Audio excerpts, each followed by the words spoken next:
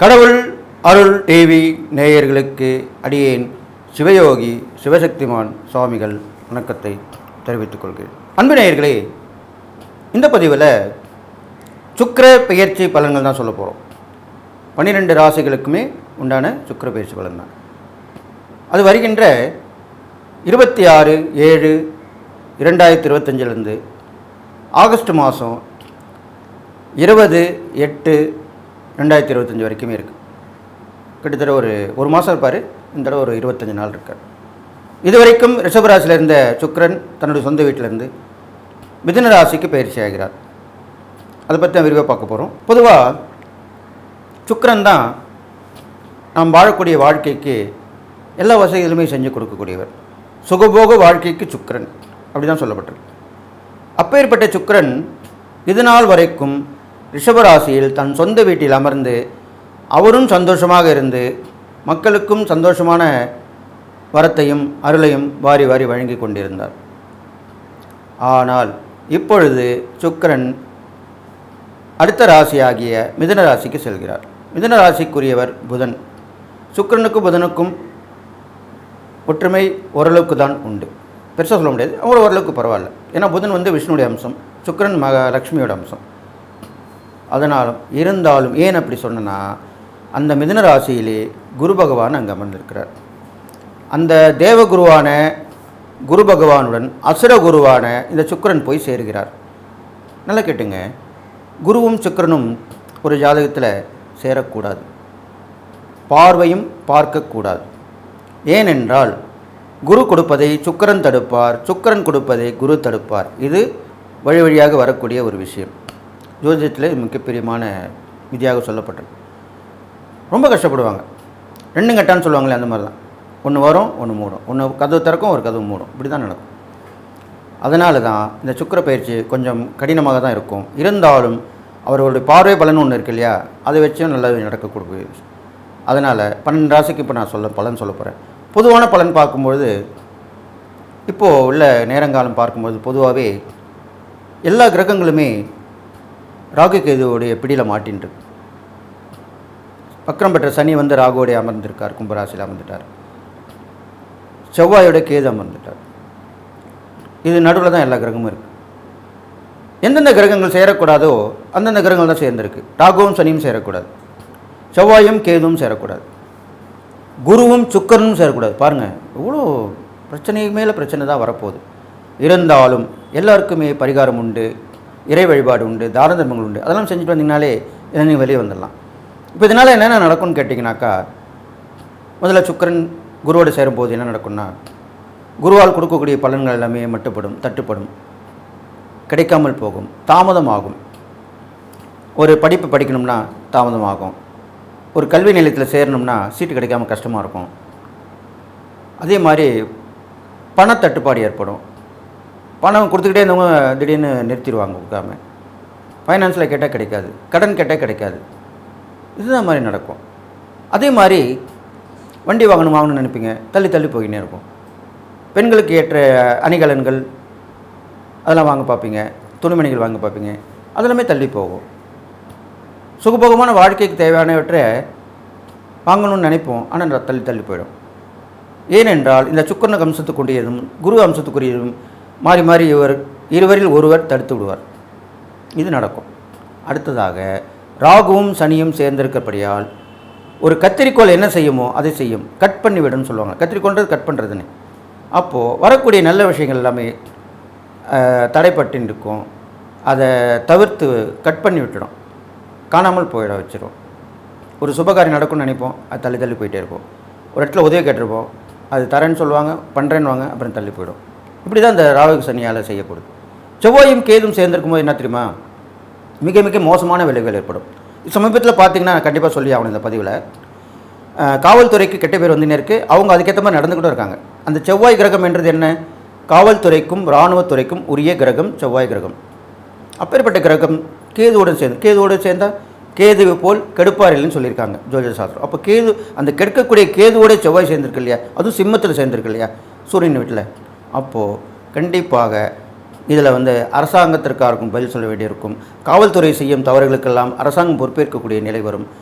இப்போ அப்படி தானே ஏற்பட்டிருக்கு. அது உண்மைதான். அது இந்த ஜாதகப்படி கிரகப்படி தான் நடந்திருக்கு. அப்போது மோசமான பின்விளைவுகள் ஏற்படும். அப்போ தவறான உறவுகள், காவல்துறைக்கு கொண்டு போகக்கூடிய விஷயங்கள் எல்லாமே தடுமாற்றத்தோடையும் தடையாகவும் பின்விளைவுகளோடையும் பிரச்சனையாகவுமே தான் இருக்க போகுது. அதனால் இது பொது பலன் சொல்லியிருக்கேன். இதை நீங்கள் உஷாராக கேட்டு நடக்கணும். அடுத்ததாக இப்போ நம்ம சுக்கிர பயிற்சி பார்க்க போகிறோம் 12 ராசிகளுக்கும். கணவன் மனைவி பிரச்சனை தீர, பிரிந்தவர்கள் ஒன்று சேர, தகாத உறவில் இருந்து விடுபட, செய்வினையை செய்தவருக்கே திருப்பிவிட, எதிரிகள் உதிரிகளாக, வழக்கில் வெற்றி காண, வியாபாரத்தில் முன்னேற்றம் அடைய, பணம் பொன் பொருள் சேர 11 நாளில் உங்களது அனைத்து பிரச்சனைகளும் கேரள முறையில் பிரசன்னம் பார்த்து சரி செய்யப்படும். உடனே தொடர்பு கொள்ளுங்கள் ஜெயா டிவி புகழ் மேல்மருவத்தூர் ஞானகுரு அவர்களை. மேசராசி நேயர்களே, உங்களுக்கு இந்த சுக்கிர பயிற்சி பலன் பார்க்கும் பொழுது இதனால் வரைக்கும் உங்கள் ராசிக்கு 2ஆம் இடத்துல ரிஷப ராசியில் தன்னுடைய சொந்த வீட்டில் இருந்தார். நல்ல பண வருவாய்கள், தட்டுப்பாடு இல்லாமல் குடும்ப சுகங்கள், சுபகாரிய முயற்சி எல்லாமே நல்லபடியாக நடந்திருக்கு. ஆனால் இப்பொழுது உங்கள் ராசிக்கு 3ஆம் இடமாகிய மிதுன ராசிக்கில் போய் சேர்ந்திருக்கார். அது யார் கூட சேர்ந்திருக்கார்? குருவோடு சேர்ந்திருக்கார். அப்போது அங்கே புதனும் இருக்கிறார். இதனால் யார் யார் சேரக்கூடாதோ அங்கெல்லாம் சேர்ந்துருக்காங்க. அந்த 3ஆம் இடத்துல அந்த சுக்கிரன் இருக்கிறனால நம்ம இப்போ சுக்கிர பயிற்சி தான் பார்த்துட்டு வரோம். 3ஆம் இடத்துல சுக்கிரன் இருக்கிறனால, அதுவும் குருவோடு சேர்ந்துருக்கனால, மேசராசிக்காரர்களுக்கு வண்டி வாகனத்தில் போகும்பொழுது மிக மிக கவனம் தேவை. அது மட்டும் இல்லை, நீங்கள் போனாலும் சரி, அடுத்தவங்க வண்டியில் போனாலும் ரொம்ப கேர்ஃபுல்லாக இருக்கணும். சுற்றி மொத்தம் பார்த்துக்கிட்டே இருக்கணும். என்ன நடக்கும், ஏது நடக்கும், இப்படிலாம் உஷாராக இருக்கணும். அதுக்கு தான் சொல்கிறேன். அடுத்ததாக பார்த்தீங்கன்னாக்கா, நீங்கள் வண்டி வாங்கணும்னு நினச்சிருப்பீங்க. அதெல்லாமே இப்போ தள்ளி போகும். பிரச்சனைக்கு மேலே பிரச்சனை நிற்கும். பழைய வண்டி மாற்றலான்னு பார்த்தா அதை ரிப்பேர் கொடுத்துட்டே இருக்கும், செலவு வச்சுக்கிட்டே இருக்கும். இதெல்லாமே நடக்கும் 3ஆம் இடத்துல சுக்கிரன் இருக்கிறனால. அது இல்லாமல் தம்பி தங்கைகள் விஷயத்தில் நீங்கள் நிறைய செலவு பண்ண வேண்டியிருக்கும். அவங்கவுங்க உதவி எதிர்பார்த்துட்டு இருப்பாங்க. அது மாதிரிலாம் நடக்கும். சுய முயற்சி மட்டும்தான் பலிதம் தரும். நல்லா உழைக்கணும், கஷ்டப்படணும். அதுதான் இப்போது உள்ள காலகட்டமாக இருக்குது. இந்த சுக்கிர பயிற்சியில் நீங்கள் அதுதான் செஞ்சு வரணும். உங்களுடைய முயற்சி தான் இருக்கணும், உங்களுடைய உழைப்பு தான் இருக்கணும். அடுத்ததாக தன்னம்பிக்கை, தைரியம் இதெல்லாம் வளர்த்துக்கணும். அப்போ தானே நம்ம இங்கே தனியாக சொந்த காலில் நிற்க முடியும். அதுக்காக தான் அப்படி சொல்லிக்கிறேன். அடுத்ததாக பார்த்திங்கன்னா, அந்த சுக்கிரன் உங்கள் ராசிக்கு 9ஆம் இடத்தை பார்க்கிறார். அதுவும் குருவோட வீடு. 9ஆம் இடம்ன்ற போது நல்ல பாக்கியங்கள் கிடைக்கக்கூடிய இடமான சொல்லப்படுது. பாக்கியஸ்தானம் சொல்லுவோம். தந்தை வழி உறவு பலப்படும். தந்தையார்கிட்ட வர வேண்டியதெல்லாம் சேரும். சொத்து பிரச்சனை கொஞ்சம் ஆகிடணும். ஏன்னா சுக்கிரன் பார்க்குறாரு இல்லையா, அது நல்லபடியாக நடக்கும். வேண்டுதல் பிரார்த்தனைகள் இருந்தாக்கா நீங்கள் கோயிலில் போயிட்டு அது சரி பண்ணிக்கலாம். பெரும்பாலும் அம்மன் வழிபாடு, வேண்டுதல். ஏன்னா இப்போ ஆடி மாதம் தான் வந்துகிட்டு இருக்கு. அதனால் அம்மன் வழிபாடு பண்ணுறது ரொம்ப விசேஷம். குலதெய்வம், இஷ்ட தெய்வம் இதெல்லாம் பண்ணிட்டு வரலாம்.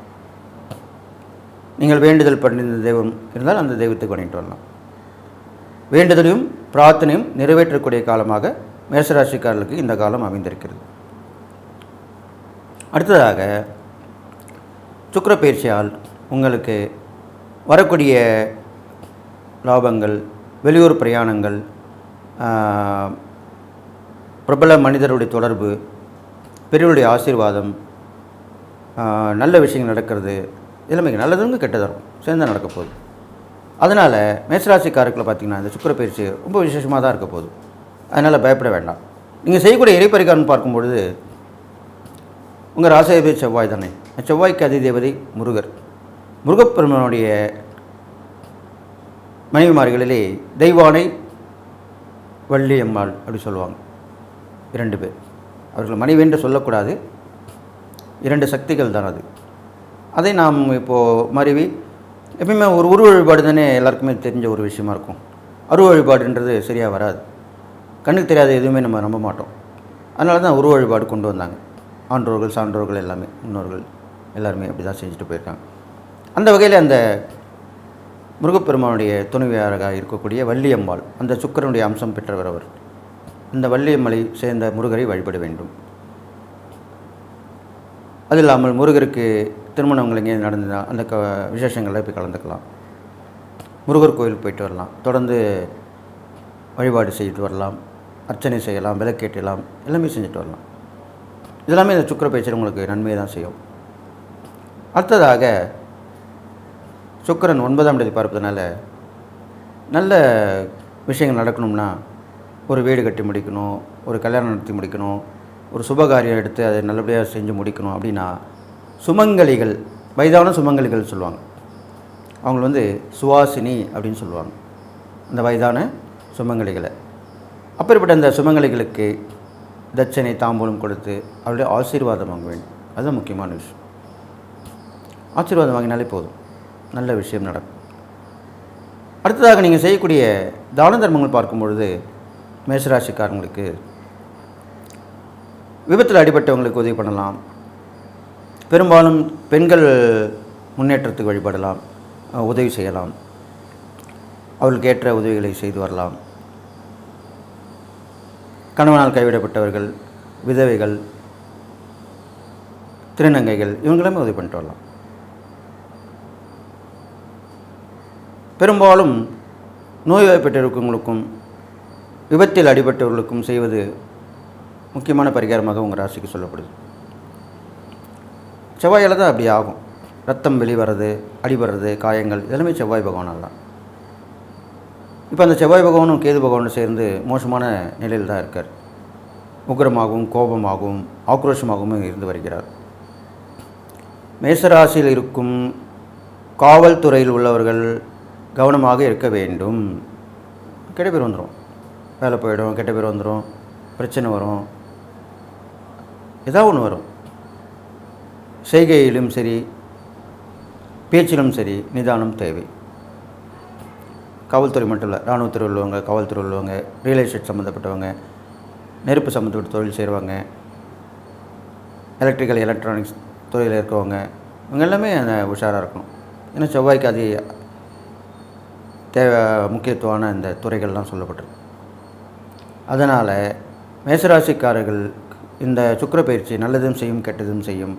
நான் சொன்ன இறை பரிகாரங்கள் தான் பண்ணிட்டு வந்தீங்கன்னா எல்லா நலமும் பெற்று வாழ்வின்னு சொல்லி வாழ்த்தி விடைபெறுகிறேன். நன்றி, வணக்கம். கடவுள் அருள் டிவியை பார்த்தமைக்க நன்றிகள். மேலும் இது போன்ற தகவல்களை தெரிந்து கொள்ள கடவுள் அருள் டிவியை சப்ஸ்கிரைப் செய்யுங்கள். மறக்காமல் பெல் ஐக்கானை கிளிக் செய்யுங்கள். கணவன் மனைவி பிரச்சனை தீர, பிரிந்தவர்கள் ஒன்று சேர, தகாத உறவில் இருந்து விடுபட, செய்வினையை செய்தவருக்கே திருப்பிவிட, எதிரிகள் உதிரிகளாக, வழக்கில் வெற்றி காண, வியாபாரத்தில் முன்னேற்றம் அடைய, பணம் பொன் பொருள் சேர 11 நாளில் உங்களது அனைத்து பிரச்சனைகளும் கேரள முறையில் பிரசன்னம் பார்த்து சரி செய்யப்படும். உடனே தொடர்பு கொள்ளுங்கள். ஜெயா டிவி புகழ் மேல்மருவத்தூர் ஞானகுரு அவர்களை.